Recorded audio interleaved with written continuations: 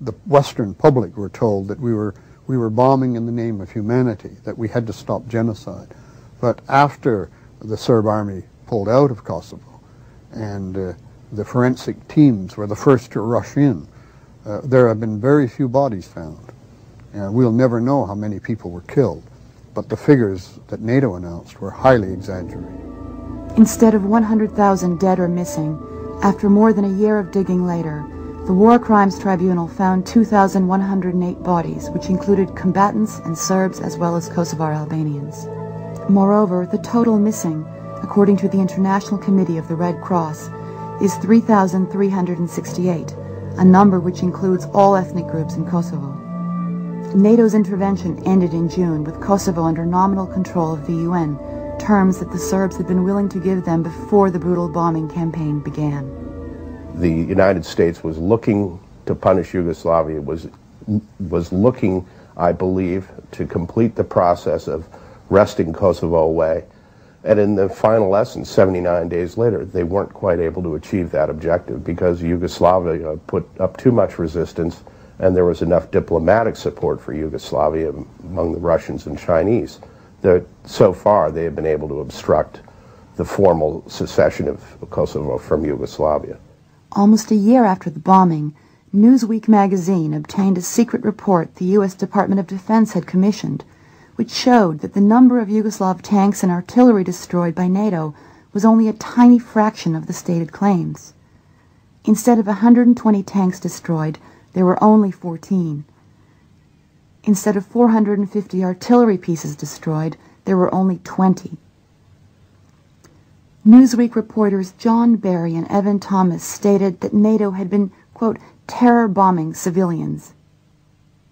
Air power, they noted, was effective in the Kosovo War not against military targets, but against civilian ones. When the war concluded, Serbian units were compelled to leave Kosovo, but the Pentagon permitted armed units of the KLA to enter. There is little doubt that the Pentagon knew that this decision would enable the KLA to attack Serbs and Kosovo's other ethnic minorities. Pentagon briefers sought to prepare public opinion for new atrocities ahead. I don't think that Kosovo is going to be a very happy place for Serbs when NATO comes in. I don't think Serbs will want to stay there.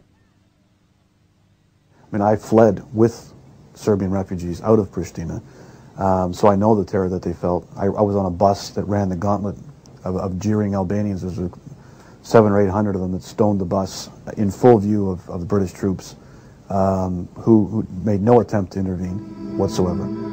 Under pressure from NATO, the UN administrator for Kosovo, Bernard Kouchner, appointed General Agim Ceku, who served as Chief of Staff of the KLA, to be head of the Kosovo Protection Corps. Ceku had been identified by senior Canadian military officials as a war criminal for his role in massacres in Croatia. The KLA have stated their intention. They want an ethnically pure Albanian Kosovo, and if they're in charge of the security force, there's no question that there's going to be reprisals. There is reprisals, and that the head of this organization has proven himself to be a mass murderer. What we see as the outcome is the KLA has managed to chase tens of thousands of gypsies out. The last Jews in Kosovo left very quickly. The Croatians have left, they being Catholic. Slavic Muslims and Turks are being chased out. And what it really is anybody who speaks Serb is either murdered or chased out. And everybody now understands this. The UN High Commissioner for Refugees reported that in January alone, 1,000 Turks and Gorani Muslims had to leave their homes because of KLA terrorism. And the United States has presided over the erection of the most intolerant society in Europe.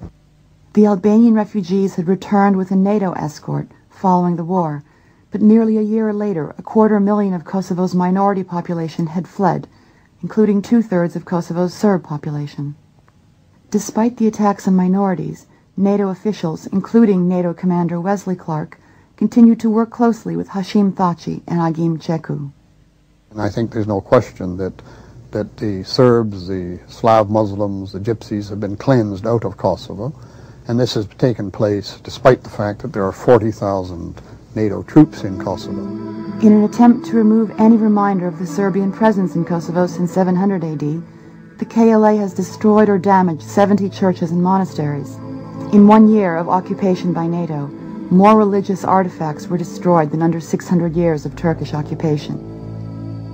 History is going to have to analyze very carefully the decisions that were made in leading us to that, what I consider to be an immoral, illegal, unconstitutional, ineffective, incomprehensible, indefensible policy. By using force and taking sides in an ethnic conflict, NATO had drawn the wrong lessons from earlier conflicts in Bosnia and Croatia. If the Europeans and the Americans et al., the United Nations, had not intervened in Yugoslavia, there would have been far fewer people killed, there would have been far less ethnic cleansing, there would have been some extremely unhappy and dissatisfied people who felt that they had been done out of their country or their livelihood or whatever it might be. But there were going to be a very large number of dissatisfied and unhappy people at the end of all this. And perhaps the moral of it all is that you should think very carefully before you intervene in a civil war. I think it's very important for the United States to recognize that in ethnic and nationalist conflicts that you must, if you want to end wars and stop violence, you must be impartial. Because then you do not feed, by taking one side, you do not feed the nationalist dynamic and you do not lead to peace. I think there's no question that Kosovo was an unnecessary war. It was an attempt to bomb Yugoslavia into submission. And I think that's what should be of concern to all people of the world these days, that we have the United States as a very powerful military force that no longer sees diplomacy and negotiation as worth their while. By the late 1980s, ethnic unrest in Kosovo had already set the stage for the breakup of Yugoslavia. For Serbs who first inhabited the area in the 7th century AD, Kosovo was the cradle of their civilization, their Jerusalem, and home to their most revered monasteries.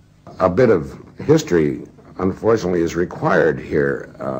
The Albanians pushed Serbs out in the 19th century. The Serbs started pushing Albanians out around 1904. The Albanians surged back in World War II under Italian protection and pushed Serbs out.